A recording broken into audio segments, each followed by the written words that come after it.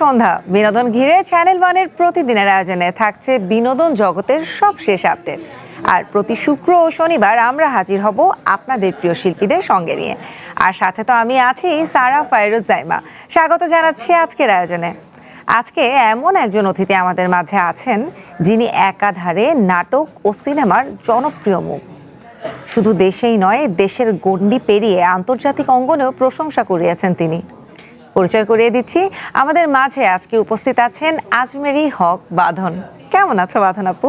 আমি ভালো আছি, তুমি কেমন আছো? আমি তো খুবই ভালো আছি, তোমাকে দেখে আরো ভালো লাগছে। প্রথমে অনেক অনেক কংগ্রেচুলেশন বনলতা এক্সপ্রেসের জন্য। এত এত প্রশংসা হচ্ছে চারিদিকে বনলতা এক্সপ্রেস নিয়ে, একটু শুনি। এটা তো ভীষণ আনন্দের, ভীষণ ভালো লাগছে। এবং আমাকে যখন তানিম আসলে প্রথম ফোনটা দেয়, তখন ব্যাপারটা এরকম ছিল যে তানিম আমাকে বলছিল যে তুমি কি এই ক্যারেক্টারটা করবা, বিকজ যেহেতু ডিউরেশন কম, আমি লিড ক্যারেক্টার করব, মানে এটা ছাড়া করব কিনা। তো তখন আমি তানিমকে বলেছিলাম যে তানিম, আমি একটা সুপারহিট সিনেমার পার্ট হয়ে দেখতে চাই, কেমন লাগে। কারণ আমি তো সব সময় আসলে যে ক্যারেক্টারগুলো করি সেগুলো তথাকথিত নারী চরিত্র যেরকম মানুষ পছন্দ করে সেরকম না। তো সেক্ষেত্রে অডিয়েন্সের জনপ্রিয়তা ওইভাবে পায় না। তো আমি একটা জনপ্রিয় সিনেমার নায়িকা হতে চাই। তো তখন তো ওর সাথে যুক্ত হয় এবং অসম্ভব মজা করে আমরা শ্যুটটা করেছি, যেটাই স্ক্রিনে আসলে রিফ্লেক্ট হচ্ছে। একটা মজার প্রশ্ন করি, ওখানে তো দেখা গেছে আপনাকে মন্ত্রীর বউ হিসেবে। বাস্তবে যদি তুমি মন্ত্রীর বউ হতা তাহলে আসলে কেমন হতো ব্যাপারটা, কখনো চিন্তা করে দেখেছো? আমি একটা সময় চিন্তা করতাম নিজেই মন্ত্রী হব। সো আমার অনেক ধরনের চিন্তা ছিল, কিন্তু এখন সেই চিন্তাগুলো আর নাই। এখন তো বয়সের সাথে মানুষের মন মানসিকতা চেঞ্জ হয়। সো একদম সরাসরি রাজনীতির সাথে, কিংবা বলা যায় যে দেশের জন্য জোর আওয়াজ তোলা, জোর গলায় কথা বলার মাঝে তোমাকে অসংখ্যবার দেখা গেছে। এখন তাহলে ওই চিন্তাটা নেই কেন? এখন কি তাহলে আমরা আর এভাবে বাঁধনকে পাবো না পথে ঘাটে? পথে ঘাটে পাবে যদি কখনো আমার মনে হয় যে কোনো এমন কিছু হচ্ছে যেটার প্রতিবাদ করা দরকার। কিন্তু প্রতিবাদ করার সাথে আসলে রাজনীতি করার কোনো সম্পর্ক নাই। আমাদের এখানে যেটা হয়েছে, আমরা আসলে এই কালচারটাই বিশ্বাসী না যে আমি একজন ইন্ডিভিজুয়াল হিউম্যান বিং, আমি বাংলাদেশের নাগরিক, আমি একজন অভিনেত্রী, আমার কিছু রেসপন্সিবিলিটি আছে, সেগুলো আমি পালন করব। কিন্তু সেটার জন্য যে আমাকে পলিটিশিয়ান হতে হবে এরকম না। সো এই পার্থক্যগুলো তো মানুষ বুঝে না, ইভেন এটাও বুঝে না। আমার কাছে খুব ফানি লাগে যে একটা মানুষের আচরণে আমি মুগ্ধ হতে পারি, বা তার কোনো একটা কিছুতে আমি মুগ্ধ থাকতেই পারি, আমার ভালো লাগতেই পারে, কিন্তু সেই মানুষের আইডিওলজি বা তাকে আসলে আমাকে আদর্শ হিসেবে মেনে সারা জীবন চলতে হবে এরকম কোনো কিন্তু কথা নাই। সো আমাদের এখানে মানুষ এগুলোও আসলে জানে না। কিন্তু যেহেতু রাজনীতি নিয়ে কথা বললাম, আমি আরেকটু জানতে চাই যে নট নেসেসারিলি দেশের থেকে বলতে হবে বা দেশে হলে আরো ভালো, যদি কখনো রাজনীতির আইডিওলজির বিষয়টা আসে, যে আইডিওলজি কাকে ভালো লাগে, বা যদি কখনো বাঁধনকে কাউকে ফলো করতে হয়, যারা আইডিওলজি মানতে হয়, তাহলে সেই রাজনীতিবিদ কে হতে পারে? আমি এখানে আসলে ওইভাবে কাউকে চিন্তা করে পাই না, বাট ইদানিং একটা লোক আমাকে খুবই ইনফ্লুয়েন্স করছে, মামদানি, জোহরান মামদানি। সে আমাকে খুবই ইনফ্লুয়েন্স করেছে। আমার কাছে মনে হয়েছে যে পলিটিশিয়ান হলে এরকম হওয়া উচিত। কারণ অনেক গল্প হয়ে গেল পলিটিক্স নিয়ে, আবারও এবার কাজে ফিরি। সেটা হচ্ছে এই যে এশা মার্ডার, কিংবা তার আগে যেটা ছিল রেহানা এবং মাস্টার, এক একটা চরিত্র থেকে এক একটা, এবং শেষমেশ এখন যেটা পেলাম বনলতা এক্সপ্রেস, এই যে চরিত্রের ভ্যারিয়েশনগুলো, এগুলো আসলে কিভাবে সিলেক্ট করা, বা ডিফারেন্সগুলো কি লাগে, কাজের ভালো লাগা মন্দ লাগা? এইটা সিলেক্ট করতে গিয়ে আসলে অনেক কিছুর মধ্যে পড়তে হয়। প্রথমত যেটা হয় যে আর্থিকভাবে আসলে অনেক ক্ষতিগ্রস্ত হতে হয়, কারণ আমি যদি আসলে একই ধরনের চরিত্র করি, দেখা যায় যে পরপর একই ধরনের চরিত্র কিন্তু অনেক অফার আসে। হ্যাঁ, কিন্তু আমি চেষ্টা করতে চাই, মানে আমি জানি না কতদিন এটা করতে পারবো, বাট আমি চেষ্টাটা করতে চাই যে আমি আসলে নতুন নতুন চরিত্র করব, যে চরিত্র আগে করিনি এরকম চরিত্র করব। কিন্তু আমাকে তো আসলে সার্ভাইভও করতে হবে, আমার তো এটা জীবিকা, মানে আমি এটা করেই খাই। সো আমাকে কিন্তু সার্ভাইভও করতে হবে। তো সেক্ষেত্রে যদি আসলে চরিত্র রিপিট হয়ে যায়, সেটা আনফর্চুনেট ব্যাপার হবে। বাট আমি চেষ্টা করি যে এমন চরিত্রগুলো চুজ করতে যেগুলো আসলে আমি আগে করিনি। মানে রেহানা পরবর্তী সময়, রেহানার আগে তো আসলে আমি এত চরিত্র নিয়ে চিন্তাও করতাম না। রিসেন্ট একটা একটা সিরিজে দেখা যাচ্ছে চক্র চক্র চক্র 2। এটার আসলে ব্যতিক্রমীটা কি হবে? এখানে বাঁধনকে কি নতুন দেখবো আমরা? এখানে আসলে আমি এত সিম্পল সাধারণ একটা মেয়ে, মানে এত সিম্পল ক্যারেক্টার আমি রেহানা পরবর্তী আমার যে ওইটা আমার কাছে সবচাইতে ইন্টারেস্ট আছে। আর ভিকি সবসময় তোমাকে দেখা যায় যে তুমি চরিত্রের প্রয়োজনে সেটাকে একদম মানে বাস্তবিক জীবনের সাথে মিলিয়ে সেটাকে একদম নিজের বাস্তব লাইফে এমপ্লয়মেন্ট করে ফেলো একেবারে। তো এরকম অনেক অনেক আমি প্রিটি শিওর তোমার অভিজ্ঞতা হয়েছে। সবচেয়ে মজার বা সবচেয়ে কঠিন কোন এক্সপেরিমেন্টটা ছিল বা বাস্তবে যেটা অভিনয়ের ক্ষেত্রে করতে হয়েছে? এক্সপেরিমেন্ট না, তবে আমি বলবো যে আমার জীবনের সবচাইতে এখনো পর্যন্ত সবচাইতে চ্যালেঞ্জিং ক্যারেক্টার ছিল রেহানা মারিয়াম নূরের, এবং সেটা করতে গিয়ে আমি আসলে অনেক সাফার করেছি। মানে আমি তো আমাকে স্ক্রিনে দেখাতে হয়েছে, তো ওই জার্নিটা খুব কঠিন ছিল। কিন্তু আমি বলছি যে জিনিস থাকে না যে ওই রকম চরিত্র হয়েই দেখা যাচ্ছে একটা। না, আমি রেহানা হয়ে ঘুরে বেড়াতাম। আচ্ছা, আমি কিন্তু রেহানার কাপড় শুটের 3 মাস পর পর্যন্ত পরে থাকতাম, এবং আমাকে পরে আমার সাইকোলজিস্ট এবং আমার আশেপাশের মানুষরা জোর করেছে যে যাতে আমি ওই কস্টিউমটা আর না পরি, বিকজ আমি ওই চরিত্র থেকে বের হতে পারছিলাম না। আর এখনের ক্ষেত্রে এখন যেহেতু যেটা তুমি বলছিলে যে আসলে কাজের ভেরিয়েশন চাও, একটা চরিত্র থেকে আরেকটা চরিত্রে যাওয়ার জন্য সেই প্রস্তুতিটা আসলে কেমন থাকে বা কেমন ধরনের প্রস্তুতি থাকে? প্রথমত আমি চরিত্র ধারণ করার জন্য নিজের কিছু আমার টেকনিক আছে, সেগুলো আমি অ্যাপ্লাই করি। আর হচ্ছে আমি আমার ডিরেক্টরকে খুব বিশ্বাস করি। আমি সবসময় আসলে ডিরেক্টরের আর্টিস্ট হয়ে থাকতে চাই। সো ডিরেক্টর যেভাবে বলে, যেভাবে গাইড করে, আমি আসলে সেটা ফলো করি। সো সেটা আমার জন্য অনেক হেল্পফুল হয়। এবং যে ক্যারেক্টারটা আমি করছি, আমি চেষ্টা করি তার সাইকোলজিটা বুঝতে। আমার কাছে মনে হয় যে মানুষের সাইকোলজি বুঝতে পারলে, চরিত্রের সাইকোলজি বুঝতে পারলে, তখন ক্যারেক্টারটা স্ক্রিনে বেশি মানুষের কাছে বিশ্বাসযোগ্যতা পায়। দারুণ। আমি আরও গল্প শুনবো আন্তর্জাতিক পর্যায়ের। যখন কাজ করে এসেছো নেটফ্লিক্সে যেটা এসেছে, তারপরে অবশ্য আমাদের কথা হয়নি, সেই অভিজ্ঞতাগুলোর কথা শুনবো। জানিয়ে দিচ্ছি বিনোদনের সব শেষ আপডেট।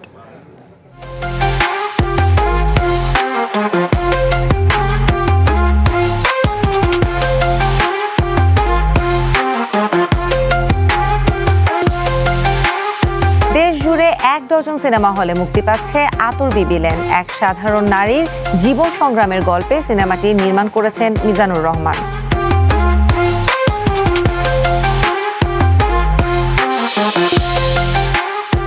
সুরের টানে নাকি শিকড়ের টানে, বাংলাদেশের শ্রীকান্ত আচার্য দীর্ঘ সঙ্গীত জীবন ও সফরের গল্পে মুখোমুখি হলেন এই গুণী শিল্পী।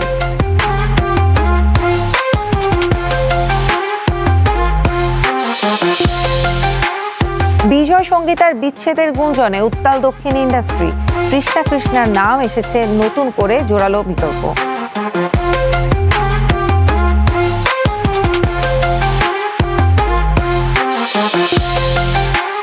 সবাইকে পেছনে ফেলে দক্ষিণের সবচেয়ে ধনী অভিনেত্রী তালিকায় নাম লেখালেন নয়নতারা।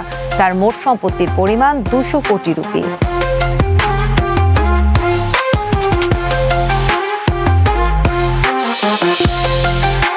সত্য ঘটনা অবলম্বনে নির্মিত নেটফ্লিক্সের তথ্যচিত্র should I marry a murderer, প্রেম বাগদান ভয়ঙ্কর সত্য, এই কাহিনীর কেন্দ্রে আছেন স্কটল্যান্ডের এক ফরেনসিক প্যাথোলজিস্ট। এবার পাকিস্তানি অভিনেত্রী মীরার মন্তব্য নিয়ে হইচই। একসময় মহেশের বিরুদ্ধে যৌন নিগ্রহের অভিযোগ এনেছিলেন, 2 দশক পর আবারও মুখ খুললেন।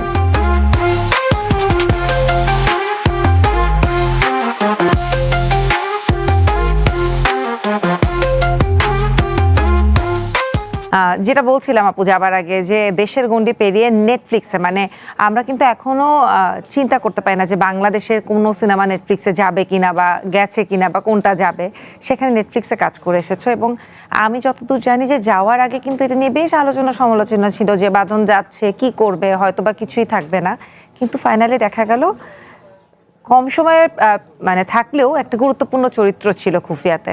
একটু শুনবো এটা নিয়ে। খুফিয়াতে কাজ করার ডিসিশন আমার জীবনের অন্যতম আরেকটা ভালো ডিসিশনের মধ্যে একটা। কারণ আমি প্রথমে একটু কনফিউজ ছিলাম যে আমি কাজটা করব নাকি করব না, যেহেতু আমি মাত্র রেহানা করেছি, রেহানার পরে রেহানার ওই এফেক্টটা রয়ে গেছে, রেহানা মারিয়াম নূরের অ্যাক্ট্রেস আমি। সো ওই জায়গা থেকে তারপরে স্ক্রিন টাইম এত কম, আমি করতে চাই কিনা। তো তখন আমার যে রেহানা মারিয়াম নূরের ডিরেক্টর আব্দুল্লাহ মোহাম্মদ সাদ, সে আমাকে বলেছে যে তুমি সবসময় রেহানার মতো ক্যারেক্টার পাবে না, তোমাকে কিন্তু এক্সপ্লোর করতে হবে, এবং এক্সপ্লোর করার জন্য কত বড় চরিত্র করছো সেটা ইম্পর্ট্যান্ট না, ইম্পর্ট্যান্ট হচ্ছে কত ভ্যারাইটির ক্যারেক্টার তুমি করছো। সো ওই কথাটা আমার কাছে আসলে খুবই গুরুত্বপূর্ণ ছিল, এবং তারপরে তো আমি ডিসিশনটা নিলাম। আর বিশাল ভারদ্বাজ আমার খুবই পছন্দের একজন ডিরেক্টর, আর তার চেয়ে পছন্দ হচ্ছে টাবু। আমি বেসিকলি টাবুকে খুবই পছন্দ করি একজন অ্যাক্ট্রেস হিসেবে, এবং তার ইন্টারভিউজ দেখে তার পার্সোনালিটি আমার অনেক পছন্দের ছিল। তো যখন আমি ওদের সাথে কাজ করতে গেছি, আমার কাছে মনে হয়েছে যে এটা আমার জীবনের একটা খুব বড় একটা সঠিক সিদ্ধান্ত ছিল যে আমি এই কাজটা করার সিদ্ধান্ত নিয়েছি। এবং তারপরে তো স্ক্রিনে আসলে যেভাবে ইন্ডিয়ার যত বড় বড় ক্রিটিকরা যেভাবে আসলে আমার এতটুকু চরিত্র নিয়ে যেইভাবে ভালো ভালো কথা বলেছেন, প্রেইজ করেছেন, সেটা তো আমার জন্য অনেক ইম্পর্টেন্ট। বিকজ একজন টাবুর সাথে স্ক্রিন শেয়ার করে সেখানে আসলে টিকে থাকা, আমার কাছে মনে হয় এটাই অনেক। তারপরে আবার সেখানে প্রশংসিত হওয়া, সেটা তো অনেক বড় ব্যাপার। নিঃসন্দেহে সবসময় বাংলাদেশের কাজেও পরিশ্রম করা হয় এবং প্রস্তুতি তোমার থাকে, কিন্তু ওভারঅল প্রোডাকশনের ক্ষেত্রে বাংলাদেশের এবং বলিউডের আসলে কতটা পার্থক্য দেখা যায়? কাজের আগের পূর্ব প্রস্তুতিটা ওখানে কেমন থাকে আর এখানে কেমন? আমাদের এখানে সবচাইতে বেশি যেটাতে আমার কাছে মনে হয় আমাদের ডিফারেন্স সেটা হচ্ছে বাজেট। বিকজ আমাদের বাজেট তো অনেক ডিফারেন্স। তো বাজেট যত বেশি থাকবে তত প্রিপারেশন বেশি হবে, তত শ্যুট আরামের হবে, তত পোস্ট প্রোডাকশনে আরাম হবে। তো সেটাই তো আমাদের আসলে আমাদের ল্যাকিংস। এবং আমাদের এখানে অনেক অনেক কম বাজেটে আমাদের এখানে যারা ডিরেক্টররা কাজ করেন, আমি তাদের উপরে গ্রেটফুল আসলে। মানে এত ট্যালেন্টেড তারা, এত কম বাজেটে আসলে এত ভালো মানের সিনেমা বানাচ্ছেন, এবং সেগুলো মানুষ দেশের বাইরে পছন্দ করছে, বিভিন্ন ইন্টারন্যাশনাল ফেস্টিভ্যালে যাচ্ছে। সো সেইটা আমি তাদেরকে ক্রেডিট দিব। আর আরেকটা হচ্ছে যে আমাদের যে টেকনিক্যাল টিমটা আছে, সেই টিমটা বেসিক্যালি যারা আছেন তারা আসলে কাজটা করতে করতে শিখেছেন, তাদের কোনো প্রাতিষ্ঠানিক শিক্ষা নাই। সো সেটা থাকলে মেবি ওদের ওখানে যেমন ইনস্টিটিউশন আছে অনেক, আমাদের এখানে সেটা নাই। সো সেইটা থাকলে মেবি আরেকটু বেটার কিছু হতো। কিন্তু যেটা করতে বাজেটের প্রয়োজন নেই, সময়ানুবর্তিতা, নিয়মানুবর্তিতা, ওটার ক্ষেত্রে কি কোনো তফাৎ? আমাদের ক্ষেত্রে যেরকম এখনো কমপ্লেইন আসে সেটে যে আমি যেমন দেরিতে পৌঁছে। বিশাল ভারদ্বাজের সেটটা আমার কাছে খুব ভালো লেগেছে, কিন্তু আমি কলকাতায় কাজ করেছি, ওখানে কিন্তু আমি দেখেছি অনেক বিশৃঙ্খলতা আছে যেটা আমাদের এখানে হয়। আর আমাদের এখানে যারা সময় মতো আসলে যান না বা সময় মতো যাওয়াটাকে প্র্যাকটিসে রাখেন না, এই মানুষগুলোই বেশি। এটা কিন্তু শুধু মিডিয়াতে না, আমি মিডিয়ার বাইরেও দেখেছি যে এটা হয়তো তাদের কাছে মনে হয় যে আমাকে ওই দিন একজন খুব বড় একজন পলিটিক্যাল লিডারের সাথে দেখা হয়েছে আমার। তো উনি বলছে যে ওনাদেরকে ছোটবেলায় এরকম বলতো, মানে যখন ওনারা ইয়াং আর কি, যে মানে জনগণকে বসায় রাখতে হবে অনেকক্ষণ, বিকজ তাহলে ওর গুরুত্ব বাড়বে।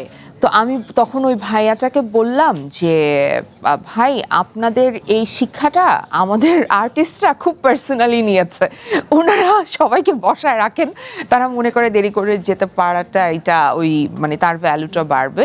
বাট আমি এটাতে বিশ্বাসী না। সো যেটা হয়, আমি বাংলাদেশে সময় মতো যাওয়ার জন্য বুলিড হই। আমি কিন্তু আজকেও তোমার আগে এসেছি, মানে এইটাই হচ্ছে আমার বাস্তবতা। মানে আমি যেখানে যাই, যখন যাই, মানে আমি সবার আগে যাব, আমি যেই সময় দেয়া হয় তার আগে যাব। মানে রিসেন্ট আমি একটা শ্যুটে গেছি, ওখানে আমাকে কল দিয়েছে যখন, আমি তার 5 মিনিট 10 মিনিট আগে পৌঁছে গেছি। তো পৌঁছে যাওয়ার পর যেটা হলো যে ওরা আসলো একজন 12:30টায়, একজন 1:45টায়, মানে আমি গেছি 11:20-এ। সো তারপরে 12:30টায় 1:45টায় আসলো, এবং তারা তখন আমাকে বললো আপু বৃষ্টি ছিল, আপনি তো বেশি আগে চলে আসছেন। তো আমি বেসিক্যালি বাংলাদেশে অনেক বুলিড হই সময় মতো যাওয়ার জন্য। কিন্তু এখন তুমি বলবো তাহলে আপনি এরকম থাকেন কেন, আমাকে অনেকে বলে তাহলে তুমি চেঞ্জ হও। বাট আমি জানি যে আমি সময় মতো যাওয়ার জন্য বা আমি সময়টাকে মর্যাদা দেওয়ার জন্য আমি আমার জীবনে কি পেয়েছি সেটা তো আর অন্যরা জানে না। সো সেই জায়গাটা আমি জানি বলে আমি এটা কন্টিনিউ করব। কিন্তু দেশের বাইরে আমাকে যে কি পরিমাণে সম্মান দেওয়া হয়েছে এটার জন্য, মানে আমি যখন কোনো ফেস্টিভ্যালে গেছি, আমি যখন বিশাল ভারদ্বাজের সেটে গেছি, তখন ওরা আমাকে এত প্রেইজ করেছে, বলেছে যে পাথন ওরা ভেবেছে আমি থিয়েটারের আর্টিস্ট। বিকজ থিয়েটারে যারা থিয়েটার করে আসেন তারা বেসিকলি এরকম হন যে খুব ডিসিপ্লিন লাইফ তারা কিন্তু খুবই সময় মতো যান, তারা খুবই মনোযোগী, কাজের ব্যাপারে খুব সিনসিয়ার। তো সবাই ভাবে আমি থিয়েটারের, আমি কিন্তু আসলে থিয়েটারের না, আমি বাই নেচার এরকম। কিন্তু আমাদের এখানে এই প্র্যাকটিসটা খুব কম, যে সময় মতো যাওয়া এবং কাজটাকে সিরিয়াসলি নেওয়া। এখন আমি অনেকের মধ্যে দেখি যে এই জিনিসটা আছে, যে কাজটাকে সিরিয়াসলি নিচ্ছে এবং কাজটাকে ভালোবেসে করছে, যেটা আমার কাছে মনে হয় যে এটা খুবই পজিটিভ একটা ব্যাপার। এই জন্য মানুষের কাছে কিন্তু কাজগুলো গ্রহণযোগ্যতাও পাচ্ছে। এতক্ষণ তো কাজের কথা অনেক শুনলাম, ব্যক্তিগত জীবন নিয়ে জানতে চাই এবং খুব আগ্রহের সাথে জানতে চাই। একটা খবরে পড়ছিলাম যে তুমি নাকি বিয়ের জন্য পাত্র খুঁজছো। আমি এটা গত বছর থেকে বলছি যে বিয়ের জন্য পাত্র খুঁজছি, কিন্তু পাত্রটা পেলাম না। তো মাঝে একটা প্রেম হলো, তো প্রেমটাও ব্রেকআপ হয়ে গেল। সো মানে আমার লাভ লাইফ এবং মানে এই সাইডটা আমার আসলে মানে হয় না, আল্লাহ সবাইকে সবকিছু দেয় না। সো মেবি এইটার থেকে আমাকে আসলে মানে আল্লাহ চায় না আমি আসলে কারো সাথে মানে এইভাবে। ব্রেকআপের ব্রেকটা কে করলো? ওদিক থেকে নিশ্চয়ই কারো দুঃসাহস নেই যে বাঁধনকে ছেড়ে দিবে। আমার সাথে থাকা ডিফিকাল্ট আমার কাছে মনে হয়। সো কেন? আমি জানি না, মানে আমি যেরকম আমার মতো মানে মেয়ে, তথাকথিত মেয়ে সুলভ যে আচরণগুলো সেগুলো কিন্তু আমি করতে পারি না। সো আমার কাছে মনে হয় যে এগুলো আমার দেশের ছেলেদের জন্য একটু শকিং হয়। যদিও আমি এখন ভেবেছি যে ছেলেদেরকে নিয়ে আর বেশি কিছু বলবো না, বিকজ দেখি এতদিন ভাবতাম যে বোকা বোকা মানুষগুলো বুঝি কষ্ট পায়, আমার কথা বুঝতে পারে না, কিন্তু এখন আমি দেখি যে ইন্টেলেকচুয়াল মানুষরা আমার কথা বুঝতে পারে না। সো মানে এমনিতেই ছেলে পাই না, তারপরে এই ধরনের ছেলেদেরকে নিয়ে কমেন্ট করে এই যে ছেলে আর পাত্র হিসেবে কেমন পাত্র পছন্দ? খুব অনেকেই শুনি যে বোকা ছেলে পছন্দ করে, চালিয়ে নেওয়া যায়, আবার অনেক খুবই ইন্টেলেকচুয়াল আমি পছন্দ। খুবই ইন্টেলিজেন্ট মানুষ চাই এবং অবশ্যই বুদ্ধিমান হতে হবে, আর এতটুকু সাহসী হতে হবে যে আমার সাথে পথ চলাটার মতো সাহসী হতে হবে। সো সবগুলো ক্রাইটেরিয়াই বাংলাদেশের জন্য রেয়ার। আচ্ছা, খুব শর্টকাটে শুনবো। একটা হচ্ছে তুমি বলছিলে যে তুমি অন্যান্য মেয়েদের থেকে, গতানুগতিক বাঙালি মেয়েদের থেকে আলাদা। যদি 3টা পয়েন্ট বলতে বলি, যে কারণে মনে হয় যে বাংলাদেশের ছেলেরা আসলে তোমার সাথে ঠিক মানিয়ে চলতে পারছে না, বা যাদেরকে তুমি ডেট করার চেষ্টা করেছো, ভালোবেসেছো। এটা আলাদা করে বলা তো খুব কঠিন। আমার কাছে মনে হয় আমার অনেস্টিটা বেশিরভাগ সময় মানুষ নিতে পারে না। আমি খুবই ব্রুটালি অনেস্ট। এটা অনেক সময় অনেকের কাছে মানে হয় না যে আমরা একটু সুগার কোটিং কথাবার্তা পছন্দ করি, আমরা একটু চেষ্টা করি যে একটু জিনিসটাকে রাগঢাক করে বলতে। সো ওই জায়গাটায় আমার ল্যাকিংস আছে। Straightforward. তো ওইটা আমার কাছে মনে হয় এটা আমার ব্যর্থতা, আমি পারি না, তো যার জন্য ওইটা সহ্য করতে পারে না ছেলেরা। আরেকটা হচ্ছে আমি আসলে খুব একটা বোকা মানুষ না, আমি যথেষ্ট বুদ্ধিমান। তো তখন কি হয়, আমি মানুষের মিথ্যা এবং চালাকি বুঝে যাই। তো যখন একটা মানুষ আমার সামনে যে আছেন, সে যখন আসলে আমার সামনে এক্সপোজড হয়ে যাবেন, যখন তার মিথ্যাগুলো, তার অপারগতাগুলো, তার হীনমন্যতাগুলো এবং তার যেগুলো তার ল্যাকিংস আছে, এগুলো যখন আমার চোখের সামনে ভেসে উঠবে এবং সেটা যখন আমি তাকে চোখে আঙুল দিয়ে দেখিয়ে দিব, সেটাও আসলে নেয়ার মতো ক্ষমতা মানুষের নাই। খুব ছোট করে জানতে চাই, যেহেতু শেষ দিকে, কিন্তু আমার এই প্রশ্ন জানতেই হবে, যেহেতু বাঁধন পাত্র খুঁজছেন এখনো, কি ধরনের, কোন 3টা গুণ বা কোন 3টা বৈশিষ্ট্য থাকতেই হবে তুমি যাকে বিয়ে করবে বা যাকে ডেট করতে চাও তার ভেতরে? বুদ্ধিমান হতে হবে, সাহসী হতে হবে, আর সত্যবাদী হতে হবে। There is nothing good looks না হলেও চলবে? না, চেহারা দিয়ে আমার কিছু আসে যায় না, ব্রেইনটা সুন্দর হতে হবে। বাহ, দারুণ। তাহলে কি পাত্র পেলেই বিয়ে, নাকি ইচ্ছা আছে যে পাত্র টিকে থাকতে হবে? তো আগে টেকার সময়কালটা কত হতে হবে? কতদিন টিকে গেলে বুঝবে যে না, একে বিয়ে করা যায়? আমি জানি না, কারণ আমার বিয়ের অভিজ্ঞতা, আমি বললাম না যে এইটাতে আমার লাখ খুব বাজে। সো আমার কোনো আইডিয়া নাই যে কি করব। যেহেতু বলছিলাম ব্যক্তি জীবন নিয়ে বলবো, আসলে প্রেম বিয়েতেই সব না, তোমার ব্যক্তি জীবনের গুরুত্বপূর্ণ অংশ তোমার কন্যা, তাকে নিয়ে একটু শুনতে চাই। কত বড় হলো, বা সে মায়ের কাজের ব্যাপারে, মায়ের লাইফের ব্যাপারে কতটুকু সাপোর্টিভ, খুব ছোট করে শুনবো। ওর এখন 14, ও ভীষণ ম্যাচিওর একটা মেয়ে, এবং 14 বছরের একটা বাচ্চা যেরকম হয় সেরকমই।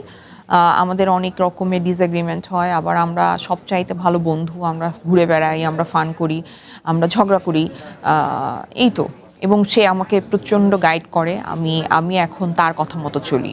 মানে স্পেশালি কি কাপড় পরবো, কিভাবে মেকআপ করব, কিভাবে হেয়ার করব, এগুলোতে আমি তার পরামর্শ শুনি। বাহ, দারুণ, খুব ভালো লাগলো আপু। আরো অনেক কিছু আসলে বলার আছে, এতদিন পরে দেখা, কিন্তু সময় স্বল্পতা, শেষ করব। তার আগে একদম ছোট্ট এক লাইনে যদি চ্যানেল ওয়ানের দর্শকদের উদ্দেশ্যে কিছু বলতে চাও। তোমাকে ধন্যবাদ, এবং চ্যানেল ওয়ানের সবাইকে অনেক অভিনন্দন, এবং যারা দেখছেন, অডিয়েন্স যারা আছেন, তাদের জন্য থাকছে ভালোবাসা। আবারও অসংখ্য অসংখ্য ধন্যবাদ।